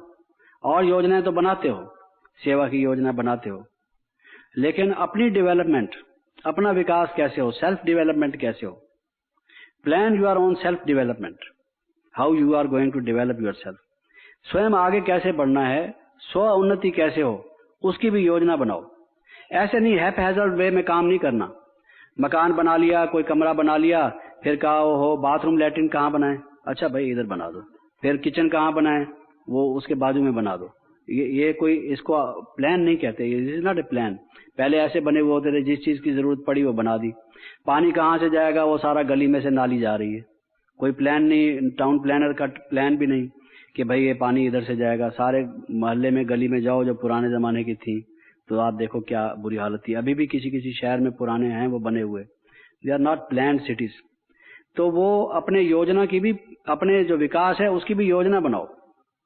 जैसे कोई स्टूडेंट है, इतना टाइम मैंने फिजिक्स को देना है, इतना टाइम केमिस्ट्री को देना है, इतना टाइम मैंने मैथमेटिक्स को देना है, और मेरा ये सब्जेक्ट ज्यादा वीक है, इसको मैंने ज्यादा टाइम देना है, और इतना मेरा कोर्स है, उसके लिए इतना टाइम चाहिए। तो वो अपने खेल से, अपने गपशप से, अपनी दूसरी चीजों से निकाल के उसमें लगाएगा, योजना बनाएगा। स्टेशन है, इतनी दूर स्टेशन है, उसमें गाड़ी में भी जाओ तो ये जो टाइम है, ये ट्रैफिक इस टाइम होता है, हैवी ट्रैफिक होता है, इतने बजे मैं निकलूंगा तब इतने बजे कहीं जाके पहुंचूंगा, और ये सामान मुझे चाहिए होगा रास्ते में, वहां पर इतने दिन रहूंगा, इतने वस्त्र चाहिए, ये चाहिए। और वहां जाके अगर कहे मेरे पास ये चीज नहीं, वो चीज नहीं, वो तो लाया नहीं, वो तो वो किया नहीं, तो उसका योजना से काम नहीं रहा, तो ऐसे ही होगा। बाद में सोचेगा, उसकी बजाय पहले सोच ले क्या क्या चाहिए होगा, सोचेगा तो फिर भी सही। तो ये कोई भी कार्य योजनाबद्ध तरीके से, प्लान्ड वे में हो, ऐसे ही अपनी भी प्लानिंग करो। मेरे में अभी तक काम का संस्कार गया नहीं।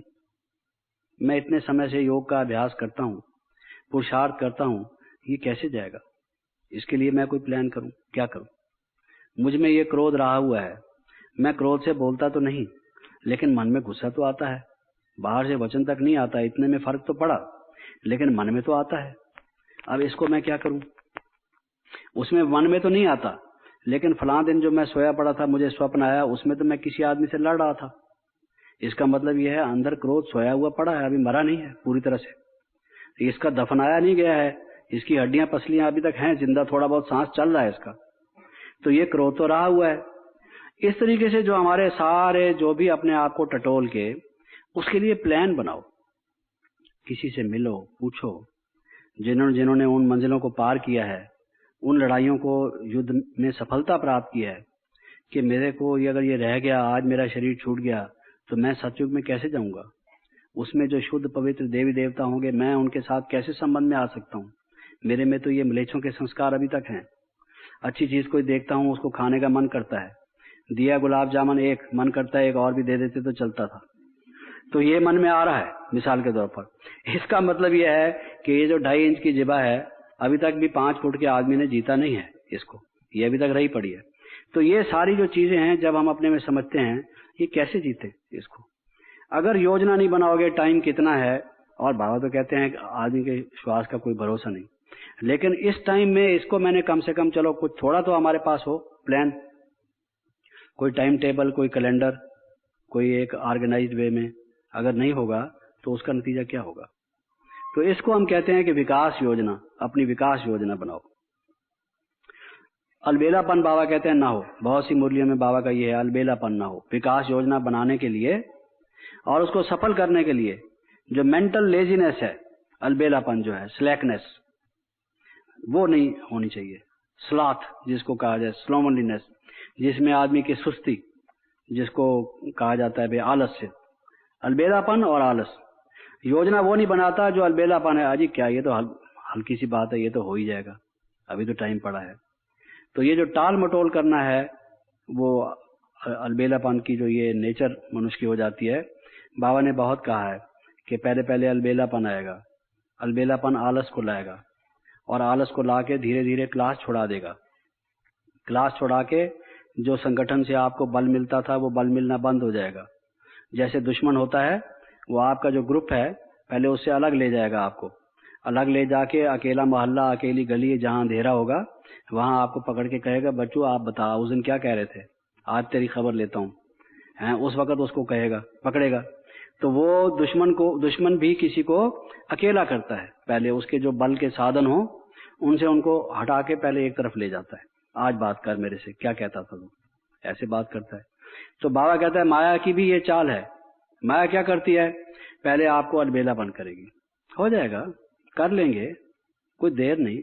अरे हम तो जिस वक्त करने पर आएंगे तो हमारे सामने बड़ी बड़ी चीजें, हम तो सिर्फ करने पर हमको आना चाहिए, जिसको बाबा कहते हैं भाई झूठे बहाने, अपने आप को तिफल तसल्लियां, अपने आप को एक झूठे तसल्ली करने के साधन वो करेंगे। और फिर उसको कहेंगे एक दिन क्लास में ना गए तो क्या हुआ, कल हम डबल मुरली पढ़ लेंगे, और 2 मुरलियां क्या, हम तो बड़े फास्ट हैं, 3 मुरलियां भी इकट्ठी पढ़ लेंगे। बात तो पुरुषार्थ करने की है ना, सिर्फ सेंटर जाने की बात थोड़ी है, मुरली ही तो पढ़नी है ना, मुरली पढ़ लेंगे और योग लगा लेंगे, ऐसी क्या बात है, कहीं भी लगा सकते हैं, इतने पुराने हम हैं, हमको क्या दिक्कत है। तो वो धीरे धीरे क्लास को छुड़ा देगा, संगठन को छुड़ा देगा। संगठन की अपनी शक्ति है, मुरली तो आपने कहीं भी पढ़ सकते हैं, लेकिन जो क्लास का संगठन का बल है ये कोई कम नहीं है, इसको मत भूलो। ये हमारा संगठन जो ब्राह्मण परिवार का है, it is very very important. संगठन से आप छूटे तो समझो सूख जाओगे, यू विल बिकम ड्राइड और खत्म हो जाओगे। तो ये एक बहुत बड़ी शक्ति है। तो इसलिए अलबेलापन को छोड़ो, आलस को छोड़ो, ये विकास योजना बनाओ, इसके लिए बाबा कहते हैं। तो 11वां बाबा कहते हैं व्यवस्था करो, हर एक चीज व्यवस्थित रूप से करो, ऑर्गेनाइज्ड वे में करो, डिसऑर्गेनाइज्ड वे में नहीं। गीता में कहा गया है जो ज्ञानी और योगी है, योग जो है वो योग किस चीज का नाम है, ज्ञान किस चीज का नाम है, मनुष्य की जो थॉट्स हैं वो व्यवस्थित हैं।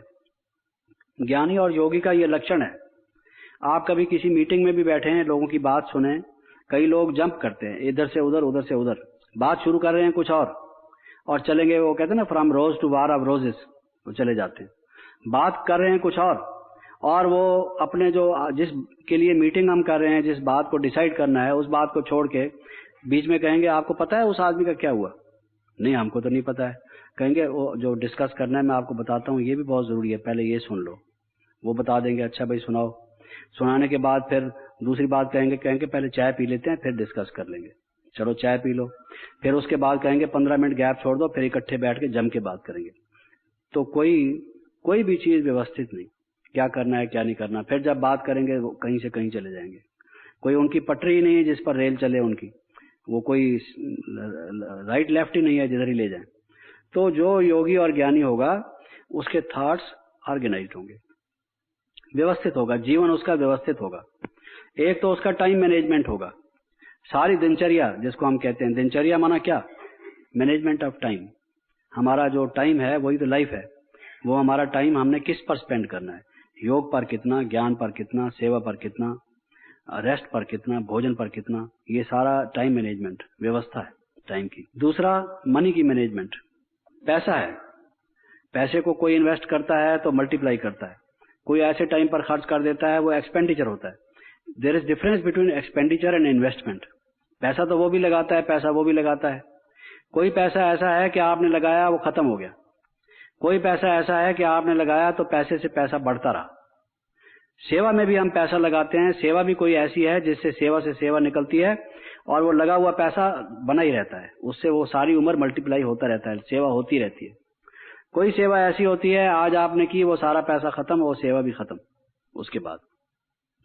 तो ये एक मनी कहाँ इन्वेस्ट करनी है, कितनी इन्वेस्ट करनी है, ये भी एक समझ चाहिए व्यक्ति में।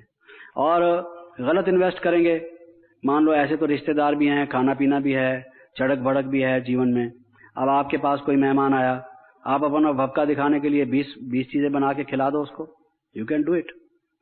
आप उसको मेवा, फल, तरकारियां, सब्जियां, अनाज, पकवान, क्या क्या बना के खूब खिला दो, वो समझेगा भाई इसने तो बहुत खातिरी की मेरी। But are you to spend your money like this? ये बाबा का पैसा है, आपने बाबा को दे दिया। कोई अतिथि है, अतिथि का सत्कार करो, अतिथि को उसके लिए कुछ थोड़ा सा दो, ये ठीक बात है। अतिथि को हमें सेवा भी करनी चाहिए। लेकिन अगर तुम 36 प्रकार का भोजन बना दो उसको, दूसरे दिन वो भी डॉक्टर के पास जाके गोलियां लेगा, वो भी अपना खर्च उस पर करेगा, या तो व्यायाम करने का दंड पेलेगा ताकि हजम हो जो खाया है भारी सारी, या फाका मस्ती करेगा, बैलेंस करेगा। नतीजा क्या होगा उसका पेट तो कुरुक्षेत्र बन जाएगा। आपने जो खिलाया उसको कोई आपको मालूम तो है नहीं किस चीज का मेल किस चीज के साथ है। कई उसमें पहलवान होकर खाने आपस में लड़ेंगे, एक का मेल नहीं, दूसरे से उनकी दुश्मनी है। आपने उसको नींबू भी पिला दिया, दूध की उसकी लस्सी, दूध की वो मैंगो शेक भी पिला दिया, साथ में नींबू भी पिला दिया। अब उन दोनों का क्या मेल है, क्या बनेगा, वो तो ईश्वर ही जानता है या तो डॉक्टर ही जानता है, बायोकेमिस्ट जानता है। आपने तो पिला दिया उसको प्यार में आकर। तो इतने प्रकार का भोजन दे के आपने पैसा खर्च किया, you don't no money management. उसको सेवा में लगाने की बजाय बाबा तो कहते हैं पेट से भी बचा के सेवा में लगाओ, ज्ञान दो किसी को जिससे उसका उपकार हो, कल्याण हो।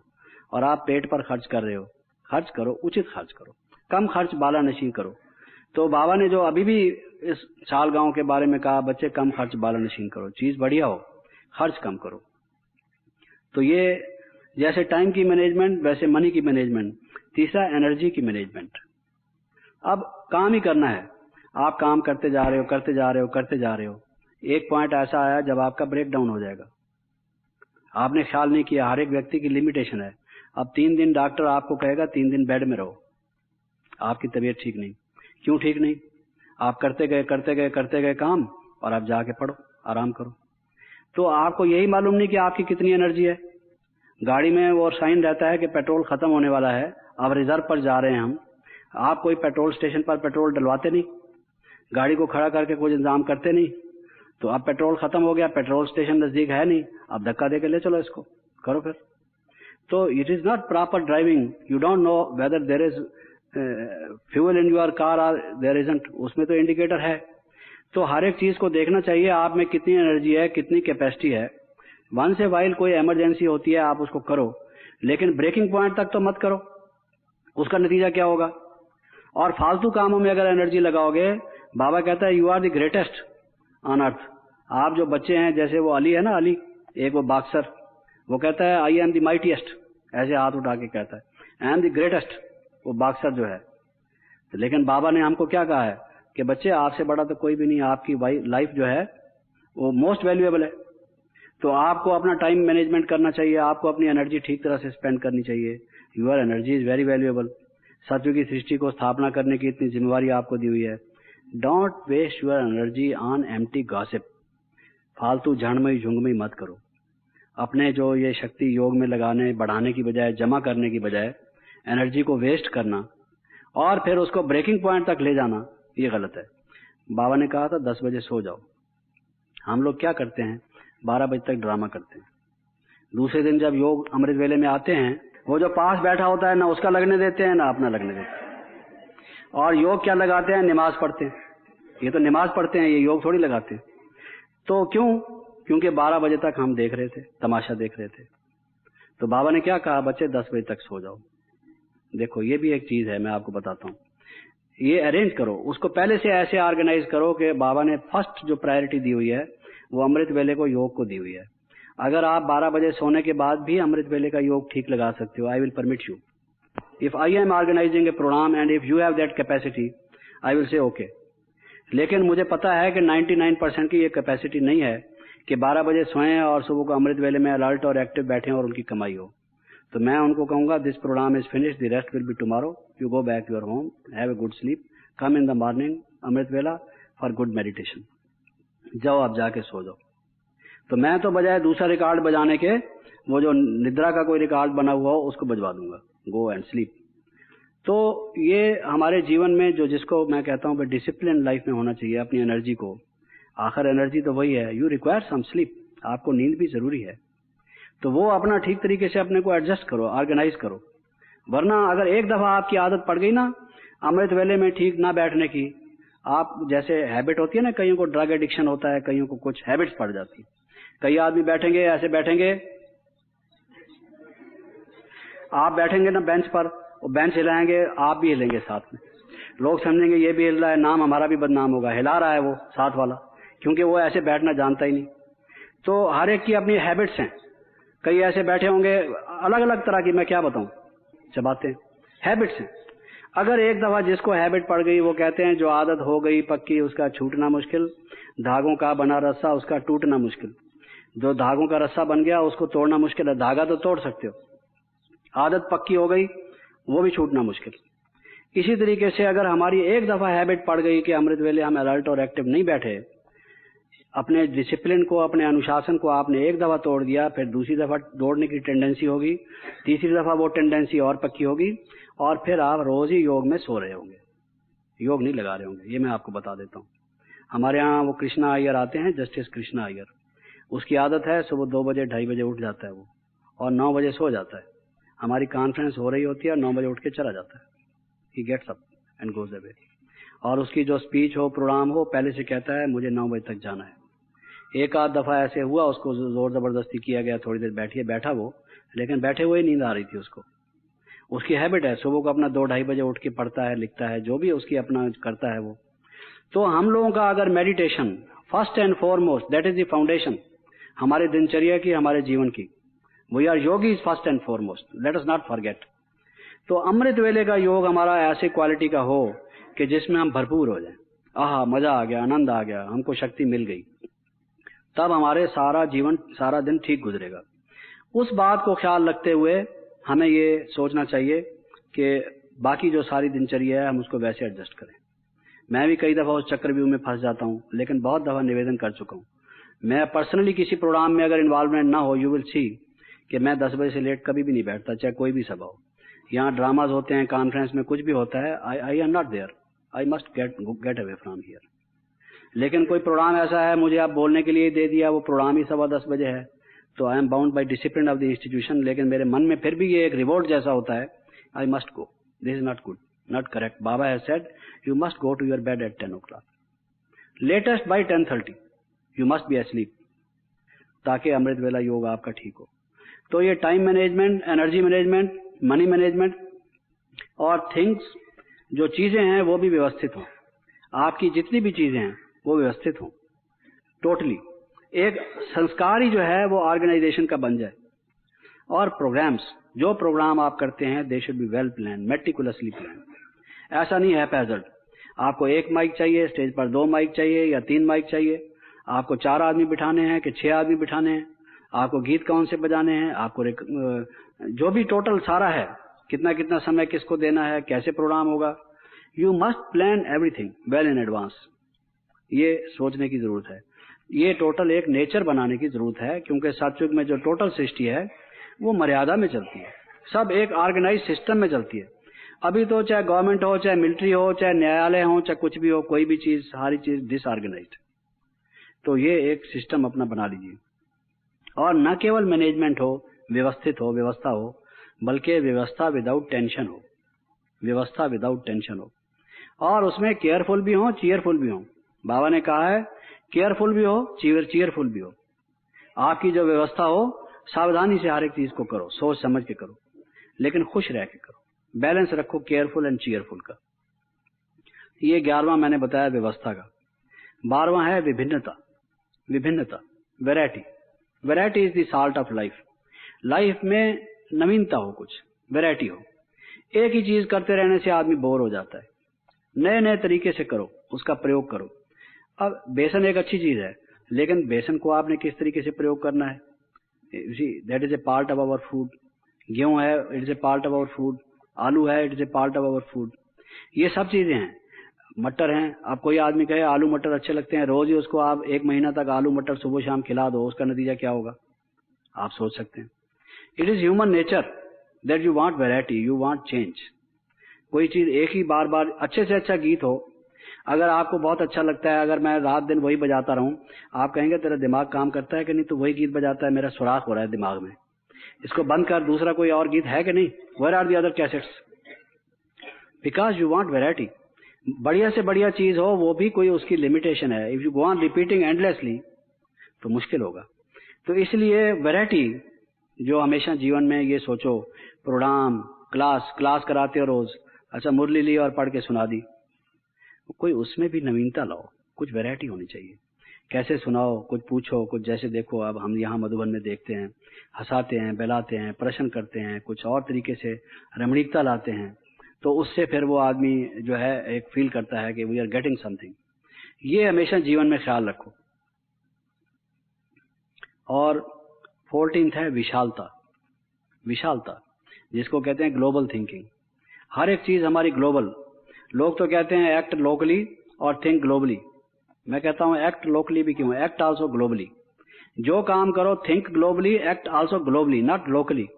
ठीक है, वो तो आप जहां हैं करेंगे वहां, लेकिन वो भी दुनिया का भला हो, ये सोचकर, विशाल बुद्धि होकर। आपका जो कर्म हो, जो एक्शन हो, वो सारी वर्ल्ड को इन्फ्लुएंस करता है, वो लोकल को इन्फ्लुएंस नहीं करता। दुनिया इतनी इंटरकनेक्टेड है कि आप जो कुछ करते हैं, चाहे यहां करते हैं, उसका प्रभाव सारे विश्व पर पड़ता है, सारे ग्लोब पर। तो ये विशाल बुद्धि से, ये मेरा सेंटर, ये मेरी दीदी जी, ये मेरी जो इस तरह की बात हम करते हैं, उससे हदों से हटकर बेहद में, जिसको बाबा कहते हैं खड़े होकर, विशालता, इसको बाबा कहते हैं विशाल बुद्धि। तो विशाल बुद्धि से, विशाल दिल से, उदारता से यज्ञ में जो सहयोग देना है, उसमें भी हमारा हृदय विशाल हो। तो विशालता बुद्धि की भी, विशालता हृदय की भी, और विशालता दृष्टि की भी। दृष्टि भी हमारी विशाल हो। हमारा जो आउटलुक हो वो नैरो ना हो, विशाल हो। हर एक को एनकरेज करो। एक व्यक्ति गीत गाना इतना अच्छा नहीं जानता, उसने प्रयास किया है, उसको एनकरेज करो। तुम्हारे में गीत गाने की कला है, इसको और विकास करो, तो वो पनप जाएगा। और अगर आप समझोगे गाना तो जानते नहीं, कवे की तरह से काहे करते हो, हटो ये काहे को बोलते हो, तुम्हारा इस तरह से, यू डिस्करेज दैट मैन, तो सारी उम्र के लिए वो बेचारा खत्म हो जाएगा। तो ये विशाल दृष्टि रख के हर कोई आगे बढ़े, हर किसी का भला हो, हर किसी को हिम्मत दिलाओ, एनकरेज करो, मौका दो। ये तो दृष्टि में भी विशालता, बुद्धि में भी विशालता, हृदय में भी विशालता। और मैं विश्व सेवा पर उपस्थित हूँ, ये अपने को सोचो, विश्व सेवा पर उपस्थित हूँ, वर्ल्ड सर्वेंट। उसमें भी हद में ना हो कि मैं इस सेवा स्थान की सर्विस पर हूँ, विश्व सेवा पर उपस्थित हूँ। बाबा कहते थे कि जब मैं मुरली सुनाता हूँ तो मैं ये नहीं देखता जितने बच्चे मेरे सामने बैठे हैं, सभी सेंटर्स के बच्चे, सारे विश्व के बच्चे मेरे सामने होते हैं। तो बाबा जो खास कई दफा कहते, हम जब विदेश की सेवा पर जाने लगे तो हमने बाबा से पूछा, बाबा हम क्या करें, हमें कुछ आप गाइडलाइंस दीजिए। तो बाबा ने कहा कि अभी से आप वो सोचने लगो। हमने कहा क्या सोचने लगे? कि आपके सामने सभाएं आ रही हैं, आप वहां भाषण कर रहे हैं, लोग आ रहे हैं, उनका आह्वान करो अपनी उससे। विश्व सेवा की पहले सोचो, अभी तक तुम इंडिया की सोचते रहे हो, अब बुद्धि को यहां से निकाल के टोटल विश्व की सेवा की सोचो, तब आपको जाके वहां सफलता होगी। तो ये सोचने का एक तरीका है। कई लोगों का हर एक जो होता है कॉन्सेप्ट, विचार, चलने का तरीका वो नैरो होता है, तंग दिल होते हैं। वो विशालता से करो, जो कार्य करो विशाल बाप के जो है विशाल बुद्धि से करो।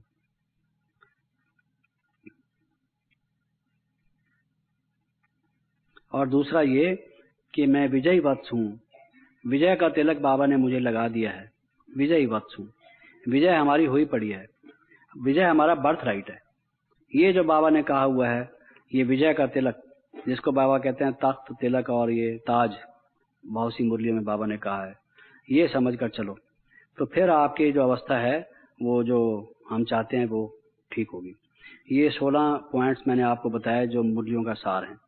लेकिन इसमें एक बात जो विशेष जिसकी तरफ मैं ध्यान खिंचवाना चाहता हूँ, इन सब की जो फाउंडेशन है, इन 16 की भी जो फाउंडेशन है वो है हमारा संकल्प। संकल्प जो बहुत से पुराने शास्त्र हैं उसमें बार बार आता है, शिव संकल्पम अस्तु, सारा मंत्र पढ़ के आखिर में आता है शिव संकल्पम अस्तु, शिव संकल्पम अस्तु, कि हमारा कल्याणकारी संकल्प हो। तो वो संकल्प का दुनिया को महत्व नहीं मालूम। जो इस इंस्टीट्यूशन की ग्रेटेस्ट कंट्रीब्यूशन है अगर मेरे से पूछो, वो है संकल्प का महत्व।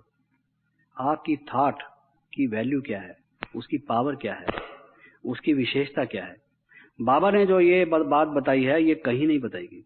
It is the most wonderful thing जो किसी ने आज तक, सारे आप फिलॉसफी के, रिलीजन के, हिस्ट्री और ग्रंथ पढ़ डालो, संकल्प का ये जो महत्व बाबा ने बताया किसी ने नहीं बताया।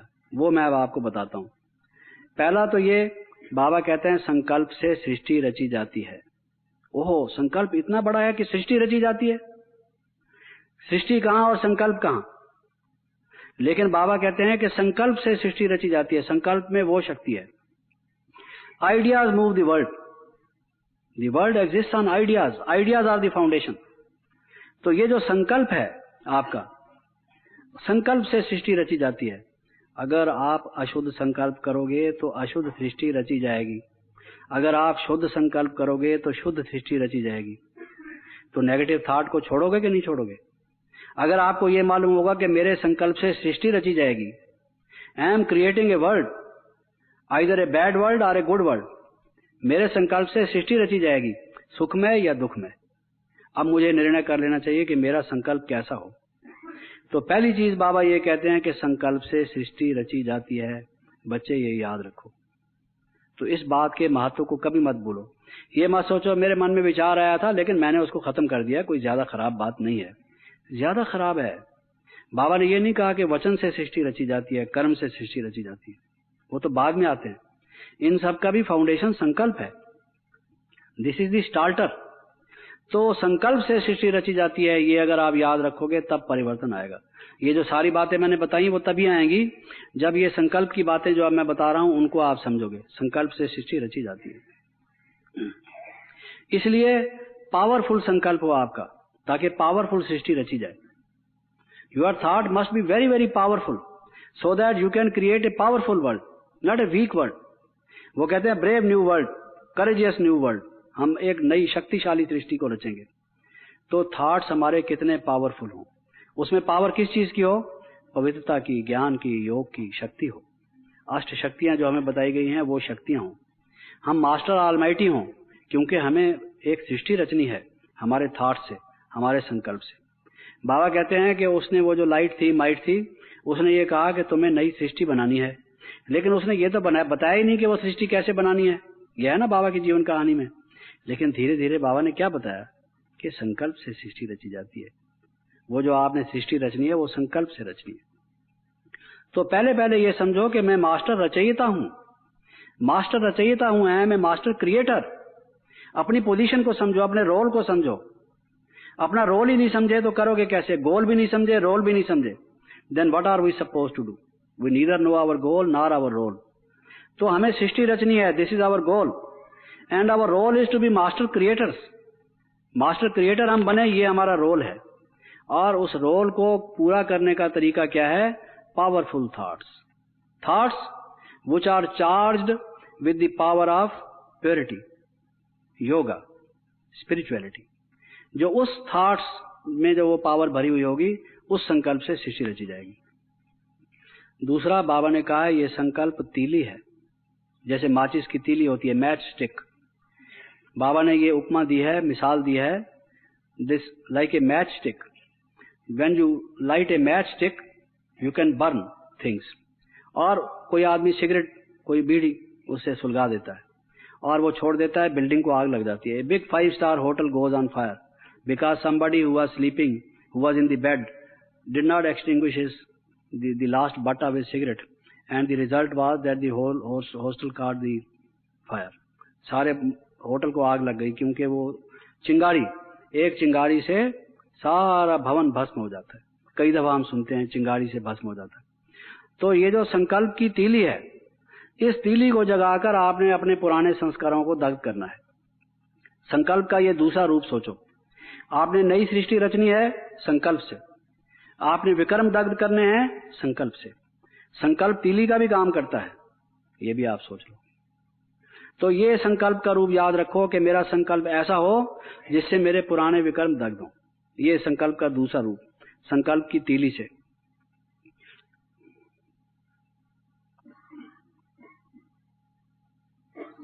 फिर बाबा कहते हैं कि जो लक्ष्य और लक्षण है, आपका लक्ष्य तो बहुत ऊंचा है, लक्षण है नहीं।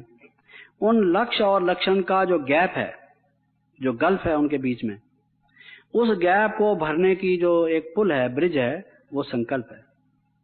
जब तक आपका वो संकल्प रूपी ब्रिज नहीं होगा कि मैंने इस गैप को भरना है, कैसे भरना है, तब तक वो गैप ही रह जाएगा।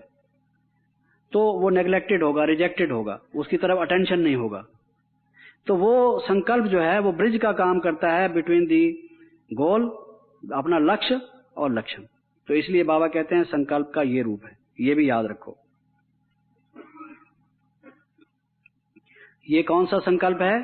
समान बनने का संकल्प, कि बाप समान मैंने बनना है, ये संकल्प। I have to be like the father.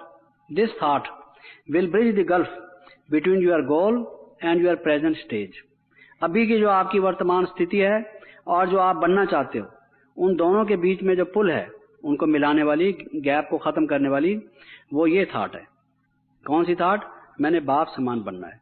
बाप को हमेशा सामने रखो, अपने थॉट्स को उससे टैली करो, उससे मिलाओ। जो कर्म करो, देखो बाप ने ऐसा किया था, तब उसको करो। ये संकल्प जब आपको रहेगा मैंने बाप समान करना है, बाप समान बनना है, तब वो गैप पूरा होगा। अगर यही संकल्प आपकी बुद्धि से खिसक गया तो ये गैप भरेगा नहीं। How important this thing is. अगर ये याद, ये संकल्प आपको रहे मैंने बाप समान बनना है, बाप समान बनना है, लाइक फादर, तो ये संकल्प, this thought will bridge this gulf. फिर बाबा कहते हैं कि ये संकल्प कि मैं ब्राह्मण हूं, मैं ब्राह्मण हूं, तो शूद्रों का संकल्प मुझ में नहीं आ सकता। ब्राह्मण कभी भी मलेच्छों का आहार करना, मलेच्छों जैसे काम करना कहेगा मैं ब्राह्मण हूं। अगर कोई शुद्ध ब्राह्मण है, उसको कोई कहेगा आप मीट खा लो, कहेगा क्या बात करते हो, मैं ब्राह्मण हूं। अब तो खत्म हो गई सब मर्यादा, एक ही वर्ण रह गया। लेकिन पहले क्या था? अगर कोई समझता है मैं ब्राह्मण हूं, तो समझता है मुझे मलेच्छों जैसे काम नहीं करने, मैं ब्राह्मण हूं। फौरन कहता था मैं तो ब्राह्मण हूं, मैं तो शर्मा हूं, मैं तो सारस्वत हूं, मैं तो फला हूं। तो अभी ये जब आपको संकल्प होगा कि मैं ब्राह्मण हूं, शुद्धि, पवित्रता, योग, यही मेरे ब्राह्मण के कर्तव्य हैं, तो आपको मलेच्छों जैसे लक्षण आएंगे नहीं। तो ये संकल्प हमेशा बना रहे, this thought, this awareness. Thought में भी होती है, thought also takes the form of awareness. तो ये अवेयरनेस, ये थॉट, ये चेतना कि मैं ब्राह्मण हूं, शूद्रों जैसा कार्य मुझे नहीं करना। जिसको बाबा कहते हैं रायल बनो, गिरी हुई चीज को हाथ नहीं लगाना। जब आप समझोगे हम रायल कुल के हैं, तो आप सोचोगे ये हमको हाथ नहीं लगाना, ये तो सड़क पर गिरी हुई चीज है, हम तो इतने ऊंचे खानदान के हैं। बहुत से लोग कहते हैं ना, साथ आपको क्या मालूम हम फलां खानदान के। तो मेरा वंश क्या है, मेरा कुल क्या है? मेरा वंश, मेरा कुल, मैं ब्राह्मण हूं, मैं ब्राह्मण हूं, मैं ब्राह्मण हूं, मैं अशुद्ध काम नहीं कर सकता। Tell yourself. दूसरा बाबा कहते हैं लगन रूपी संकल्प से अग्नि पैदा होगी। यही जो संकल्प है, अगर वो लगन का रूप ले लेता है, ये संकल्प ही सब रूप लेता है। अगर वो आपका संकल्प लगन का रूप ले लेता है, अगर वो जो आपका थॉट है वो एक कंज्यूमेटिंग लव बन जाता है एकदम, तो वो अग्नि का रूप ले लेता है। It becomes like fire. उससे ही सारे विकर्म दग्ध होते हैं। उस संकल्प को अगर आप प्रेम से लवलीन कर दो, लगन में मगन हो जाओ, तो वही संकल्प आपका अग्नि बन जाएगा। संकल्प तीली भी है, संकल्प अग्नि भी है, संकल्प के ये सब रूप हैं। अगर आप चाहते हो कि आप योग की अग्नि प्रज्वलित करो, तो आपका संकल्प प्रेम ही का स्वरूप हो। उसमें प्रेम के अतिरिक्त कुछ ना हो। ये जो संकल्प का ये रूप जो होगा, एक चीज के मैंने बताया कई रूप होते हैं। सोना है, सोने के आप नेकलेस बना लो, सोने की आप रिंग बना लो, सोने की आप कई चीज बना सकते हैं, तो वो सोने है तो सोना ही। इसी तरह से संकल्प के भी कई रूप हो सकते हैं। उसमें संकल्प का एक ये रूप है कि वो लगन का रूप हो, बस कुछ सूझे ही नहीं, मन उसके अलावा कुछ उसको जचे नहीं, उसमें लीन हो जाए। वो जो मगन होगा उससे अगन पैदा होगी। फिर कई मुरलियों में बाबा ने कहा है ये संकल्प टिकट है, ये संकल्प जो है ये टिकट है फरिश्ता बनने की, ये टिकट कटा लो। संकल्प टिकट है, फरिश्ता बनने की टिकट है। आपको आबू आने की टिकट दिल्ली से रेलवे से बनानी पड़ती है, भाई एयर अहमदाबाद जाने के लिए एयरलाइन से करानी पड़ती है, भाई बस जाने के लिए बस वालों की टिकट लेनी पड़ती है। You have to take a ticket in order to go somewhere to do something there at that place. तो आपको कोई भी यात्रा करने के लिए टिकट कटानी पड़ती है। अब हमको जाना है अव्यक्त लोक में, तो स्वाभाविक बात है वहां के लिए भी कोई टिकट चाहिए। Every journey requires a ticket. If you move from here to there you require a ticket. Ticket तो चाहिए। तो हमारे पास किस टिकट, जिसको यात्रा पत्र कहते हैं हिंदी में, यात्रा पत्र, टिकट का क्या अच्छा सा नाम बनाया है, यात्रा पत्र, ठीक है, जो भी कह दो। तो वो टिकट चाहिए फरिश्ता बनने के लिए। वो क्या है? संकल्प। आपने संकल्प की और फरिश्ता रूप बन गए। It depends upon your thought. मैं फरिश्ता हूं, यही टिकट है। फरिश्ता बनने की टिकट यही है, ये संकल्प के मैं फरिश्ता हूं। आप ये नहीं समझते ये टिकट है। कभी भी आपने ये नहीं सोचा होगा ये फरिश्ता बनने की टिकट है संकल्प। ये आपको जाने की जर्नी करने की, जैसे आप एरोप्लेन में बैठ सकते हैं, you can check in because you have got an air ticket. They will say yes at the counter, they give you a boarding pass, you can go. ये टिकट है। अगर आपने ये सोचा कि मैं फरिश्ता हूं, दिस इज द टिकट।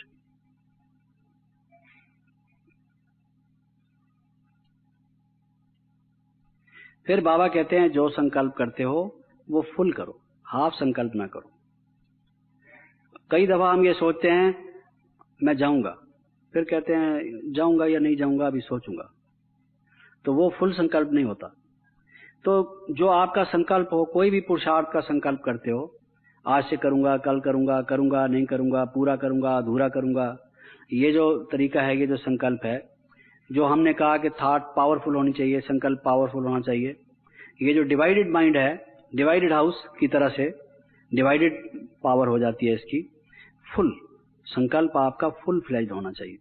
देवता जो हैं वो कटा हुआ फल नहीं करते। आपने देखा होगा देवताओं के आगे जो प्लेट रखी जाती है, कि यहाँ कृष्ण का चित्र बना हुआ है, उसके सामने वो केले और क्या क्या रखा हुआ है, कुछ फल पता नहीं और क्या। केले तो खास दिखाई देते हैं, 1 दर्जन भर रखे हुए हैं, जैसे कृष्ण को केला ही खाता हो सिर्फ। और भी कुछ रखे होंगे, लेकिन छोटी सी प्लेट में कोई वैरायटी नहीं रखी हुई, सिर्फ केले ज्यादा देखने में आते हैं, तो वो रखे हुए हैं। लेकिन जो भी फल है वो कटे हुए नहीं है। They don't accept half the fruit, full fruit. उनके सामने बेशक काटो, ऐसा नहीं कि सारा केला एक गल्प कर लेते हैं, not that is not what I mean. लेकिन साबत फल, सालिम, कटा हुआ नहीं, अंग भंग नहीं। जैसे वो मूर्ति नहीं पूजी जाती जो अंग भंग हो, सालिम मूर्ति पूजी जाती है। ऐसे देवताओं के सामने चीज भी कोई रखी जाती है तो वो भी फुल, कटी पिटी नहीं। तो हमारा संकल्प भी जो बाबा को स्वीकार होगा, जो सफल होगा, जो देवताओं का काम है संकल्प करना, जो सोचते हो पूरा सोचो, ठीक सारा सोचो, हाफ माइंड से मत सोचो। हाफ माइंड से सोचा हुआ काम हाफ से भी कम होता है, उसका क्या फायदा। Whenever you think, put your heart and soul and body everything into it. Think it fully and decide it fully. Half heartedly नहीं, जिसको कहते हैं हाफ हार्टेडली काम मत करो, फुल माइंड से काम करो।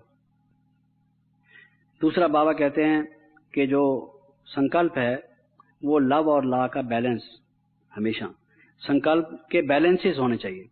जितने प्रकार के बैलेंसेस बाबा ने बताए हैं, अगर आपका जो मैंने कहा कि फुल संकल्प करो, अगर फुल लॉ का है, लव उसमें नहीं है, लव है तो लॉ नहीं है, वो जो संकल्प का स्वरूप हो वो बैलेंस लिए वो हो, इस तरह के संकल्प करो। अभी इसमें कुछ और भी है, क्योंकि समय हुआ है मुझे भी, मैं यही समाप्त करता हूँ।